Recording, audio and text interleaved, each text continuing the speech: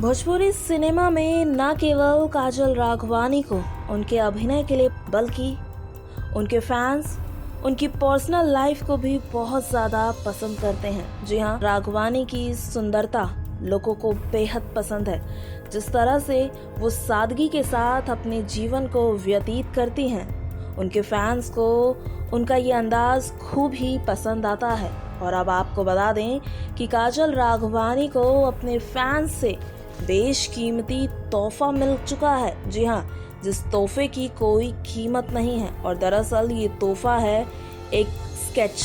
जी हाँ, social media पर काजल राघवानी के एक फैन पेज के द्वारा इस तस्वीर को शेयर किया गया है।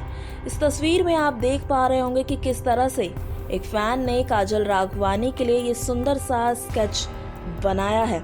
और साथ ही आपको बता दें कि काजल राघवानी के लिए ये स्केच जिस फैन ने बनाया है वो काजल राघवानी को फॉलो करते हैं।